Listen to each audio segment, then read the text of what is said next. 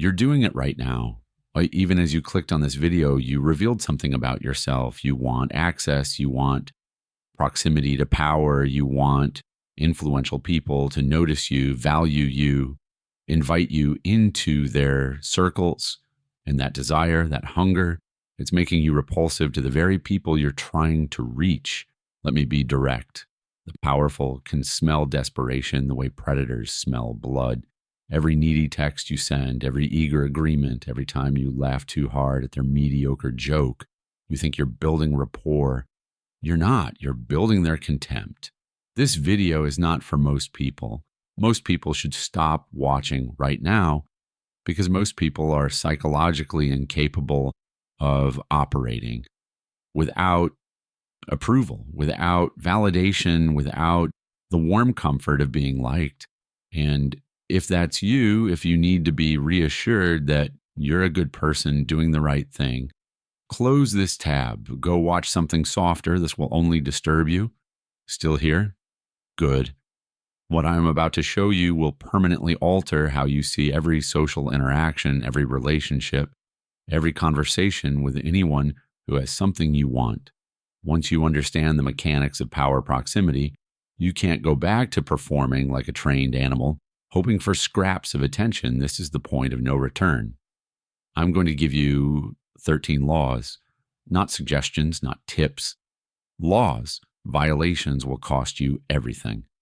Obedience will cost you your current identity. You'll have to kill the version of yourself that seeks comfort in being agreeable, available, and harmless. Let's begin the autopsy. Law 1. Never arrive.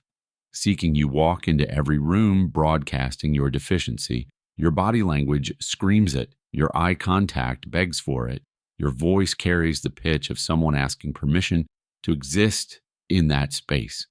You are seeking validation, seeking approval, seeking confirmation that you matter. And the powerful see it instantly. They've spent their entire lives being approached by people who want something. Money, connections, endorsement, access. You're not unique. You're not special. You're the 14th person this week who smiled too wide and talked too fast and positioned yourself at an angle of deference. Here's what you don't understand. Powerful people are not impressed by enthusiasm. They're impressed by indifference, not the fake kind, the real kind, the kind that comes from someone who has their own kingdom and is simply visiting yours. Machiavelli understood this. The prince does not beg for alliances. He offers them. Even when he needs them desperately, he never lets that need show. Because the moment you reveal hunger, you reveal weakness. And weakness is where negotiation dies. So the correction is surgical. When you enter a space with powerful people, arrive complete. Not seeking, not hoping, not auditioning. You are there because you belong there or you're not there at all. Your presence is the offer, not the request. If you cannot embody this, you will always be furniture in their world. Useful perhaps, but never equal. Law 2, competence before charm. You think they want to like you.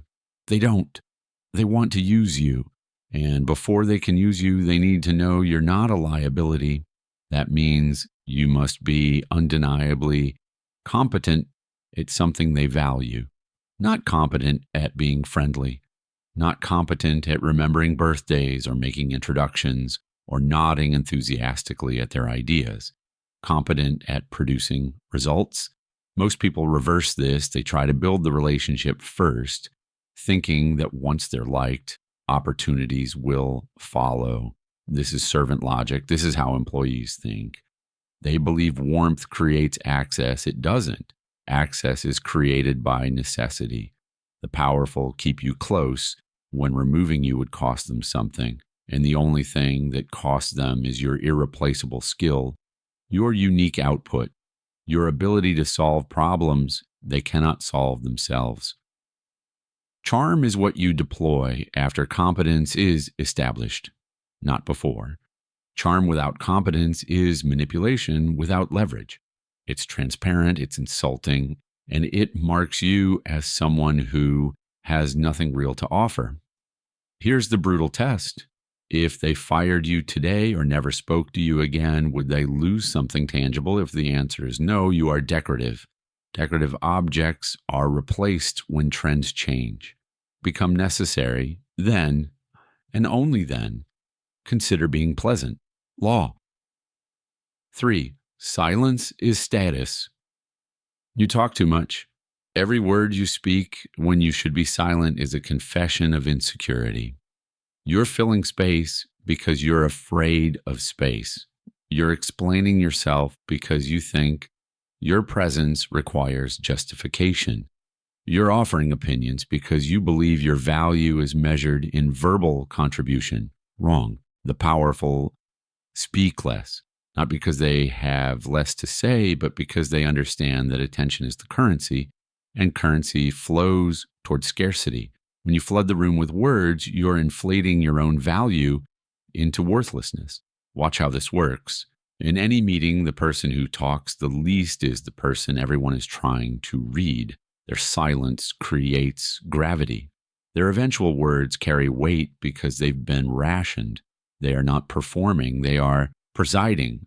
You, on the other hand, are performing constantly, proving, justifying, entertaining, and every sentence you offer without being asked is evidence that you do not trust your own presence to be enough. Machiavelli wrote that it is better to be feared than loved. I'll add this, it is better to be wondered about than understood. The moment people think they have you figured out, they stop paying attention.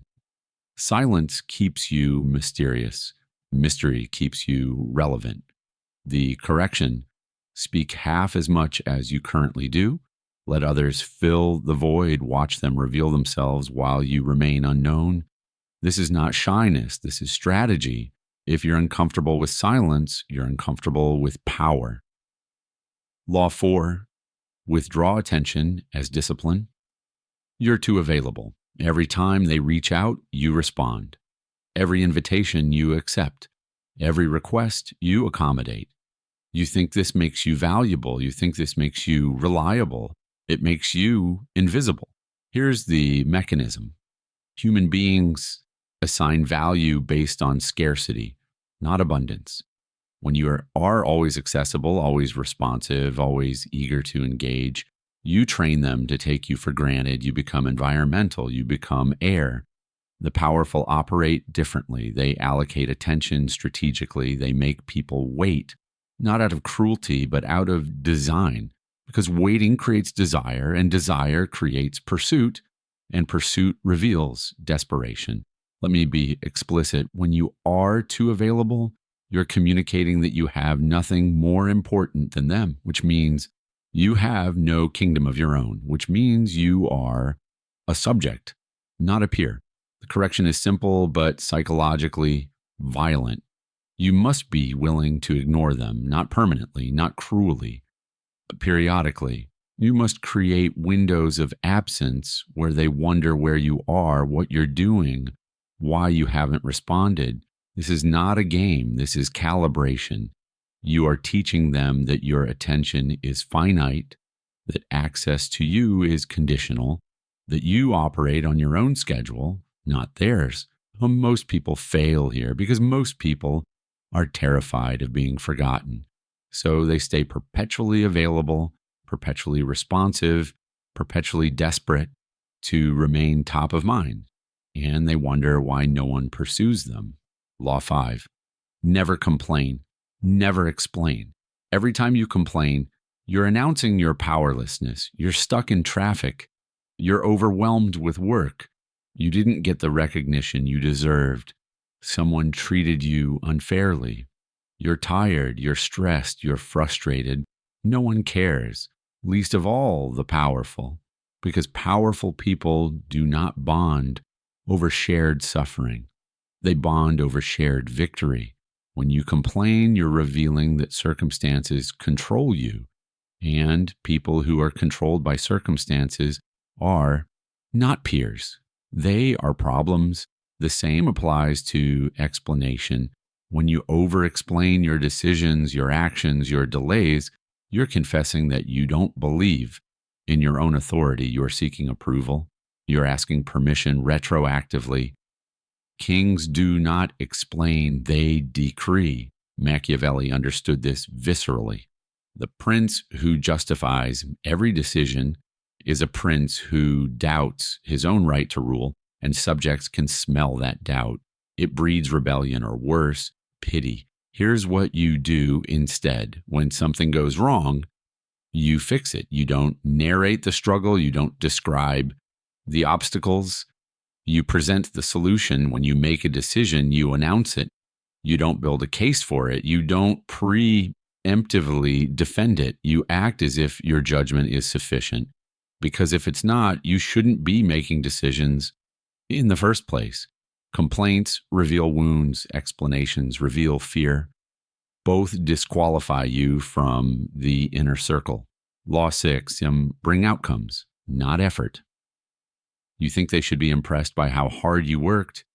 They're not. No one cares that you stayed up until 3 a.m. No one cares that you rearranged your entire schedule. No one cares that you put in exceptional effort. What they care about is whether the thing they wanted got done, and whether it got done at a level that exceeds expectation. This is where most people psychologically collapse, because they've been raised in systems, schools, participation trophy leagues, corporate hierarchies that reward effort, that praise trying, that valorize the journey. Power does not work this way. Power rewards outcomes, clean, undeniable, measurable outcomes. If you produce those, you're valuable. If you don't, your suffering is irrelevant. Let me say that again. Your suffering is irrelevant. When you lead with effort, I worked so hard on this, and this took forever. You wouldn't believe what I went through. You're begging for emotional credit. You're asking them to lower their standards because you struggled. They won't. The powerful evaluate you on output, not input. If the output is weak, the effort is waste. If the output is exceptional, the effort is assumed. The correction: stop narrating your process. Stop performing your exhaustion. Deliver the result and move on. Let the quality speak. Let the speed impress. Let the consistency build your reputation. You're not a student hoping for partial credit. You're a sovereign operator who either delivers or doesn't. Law 7, disagree without submission. You agree too quickly. Every time someone powerful shares an idea, you nod, you affirm, you validate. You think this is how you build alliance. You think this is how you demonstrate loyalty. It's not. It's how you demonstrate expendability. Because yes, men are abundant. They are replaceable. They exist in infinite supply around every powerful person, offering constant affirmation, constant validation, constant approval. If that's your only function, you are competing with thousands of others who perform the same role. You have no differentiation. You have no age. You are one voice in a chorus of agreement. Here's what the powerful actually respect: intelligent opposition, not rebellion, not defiance for its own sake, but the ability to see what they missed, to challenge the assumption, to offer the perspective they hadn't considered. Machiavelli warned princes to beware of flatterers, because flatterers prevent growth. They insulate the leader from reality, and eventually reality destroys leaders who are too comfortable. So the powerful need people who will disagree. But, and this is critical, the disagreement must come from competence, not insecurity. It must be offered as contribution, not criticism. It must strengthen the outcome, not undermine the authority. This is the razor's edge. Most people can't walk it. They either submit entirely or rebel stupidly. Both are failures. The correction: when you disagree, do it with certainty. State your position, provide your reasoning, let them decide, but do not hedge, do not soften, do not apologize for having a different view. You are not an advisor if you only repeat what they already think. You are an echo. Law 8, never apologize for your standards. You lower your standards to accommodate theirs. Someone shows up late and you smile and say it's fine. Someone delivers mediocre work and you accept it without comment. Someone disrespects your time and you make excuses for them. You think you're being gracious. You're not. You're being weak. And every time you accept less than you deserve, you're training people to give you less than you deserve. You're setting the ceiling of your own value. You're teaching the world that your boundaries are negotiable. The powerful do not do this. They have standards, and those standards are non-negotiable, not because they're arrogant, but because they understand that standards are the architecture of respect. When you enforce standards, you force people to rise. When you abandon standards, you permit people to decay. Here's the test. Do people adjust their behavior when they interact with you, or do you adjust yours when you interact with them? If you're always the one flexing, the one accommodating, the one making exceptions, you are the subordinate in every relationship. The correction is uncomfortable.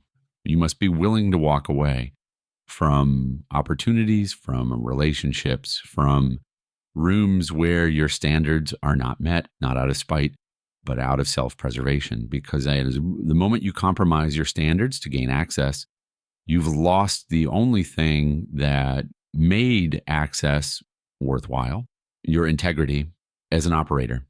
You cannot demand respect while accepting disrespect. Choose. Law Itf 9. Control the frame of every interaction. You let them set the agenda. Every conversation, every meeting, every interaction, you walk in and wait to see what they want to talk about. You respond to their questions. You follow their direction. You adapt to their frame. This is submission. Whoever controls the frame controls the outcome. If they set the terms, they win. If they define the problem, they define the solution. If they choose the battlefield, they've already chosen the victor. You must enter every interaction with your own frame, your own purpose, your own definition of what this conversation is about and where it needs to go. Not in an aggressive way, not in a domineering way, but in a clear, deliberate, sovereign way. Machiavelli wrote extensively about this in the context of war and diplomacy. The prince who allows his enemies to choose the time and place of battle has already lost. The prince who dictates terms dictates destiny. The same applies here. When you walk into a room with powerful people, you must know what you want from that interaction. And then you must steer the conversation toward that outcome without appearing to steer it at all. This is advanced. This requires preparation. It requires you to think several moves ahead. It requires you to ask questions that lead them to the conclusions you've already reached. Most people cannot do this because they're too busy reacting. They're in survival mode, trying to figure out what the powerful person wants so they can give it to them. You're not surviving anymore. You're strategizing. The correction before every important interaction: define your objective. What do you want them to think, feel, or do by the end of this? Then design the conversation that produces that result. You are not a participant. You are a designer. Law 10, make them pursue you. You initiate too often. You reach out first. You follow up. You check in. You suggest meetings. You propose ideas. You are constantly in motion, constantly creating opportunities, constantly trying to maintain connection. And they respond when convenient, or they don't respond at all. This asymmetry is everything, because in every relationship, someone is pursuing and someone is being pursued, and the one being pursued has the power. You've reversed it. The powerful do not chase. They attract. They create conditions where others come to them, seeking advice, seeking collaboration, seeking approval. And this is not passive. This is architectural. You attract pursuit by becoming scarce, by becoming valuable, by becoming difficult to access. When people have to work to reach you, they assign more value to the interaction. When you're always one text away, you're worth one text. Here's the mechanism you're missing. Every time you initiate, you are spending social capital. Every time they initiate, you are earning it. Over time, if you're always the spender, you go bankrupt. The correction is psychologically brutal. You must reduce your outreach by at least 70%. You must stop being the one who keeps the relationship alive. You must be willing to let it die if they don't value it enough to invest. This will terrify you because you'll worry that if you stop reaching out, they'll forget you exist. Good. If they forget you exist when you're not actively performing for their attention, then you were never memorable in the first place. And no amount of desperate outreach will fix that. Let them wonder where you went. Let them notice your absence. Let them reach out or let them disappear. Either way, you win. 11. Never react to disrespect. Someone insults you, someone dismisses your idea, someone interrupts you or ignores you or treats you as if you're not in the room. And your immediate instinct is to correct it, to defend yourself, to reassert your presence, to react. Don't. Reaction is weakness. It reveals that they got to you. It confirms that their opinion of you matters more than your opinion of yourself. And the moment you react emotionally, you hand them the knife and show them where to cut. The powerful do not react to disrespect. They observe it. They file it away. They remember it. And then when the moment is strategic, they eliminate the source. But in the moment, they remain perfectly calm, unmoved, as if the insult didn't land, because the person delivering it doesn't matter enough for it to land. This is not suppression. This is hierarchy. When a king is insulted by a peasant, he doesn't dignify it with a response, because to respond is to acknowledge equality, and there is no equality. Now, you're not a king yet, but you must operate as if you are, because the moment you let someone provoke you, you're confirming their assessment that you are provocable, that you are controllable, that you are weak. The correction, when disrespected, pause, breathe, let the moment pass, then continue as if nothing happened. Do not address it. Do not correct it. Do not let them see that it registered. Later you can decide whether this person deserves continued access to you. Most of the time, they don't. And your absence will teach them more than your words ever could. You are building emotional sovereignty, and sovereignty does not flinch. Law 12. Offer value, never beg for opportunity. You ask for chances, you ask for introductions, you ask if there's anything you can help with. You position yourself as someone hoping to be useful, waiting to be told how. This is the posture of a servant, and servants do not get close to power, they get close to work. Here's what you're not understanding. The powerful are not looking for people who want to help. They're looking for people who are already helping, people who see the problem and solve it without being asked, people who create value and then present it as a gift, not a transaction. Machiavelli wrote about this in the context of gaining favor with princes. He didn't write a letter asking for a job. He wrote the prince. He created something of value and offered it. The value was the introduction. You must do the same. Stop asking what you can do for them.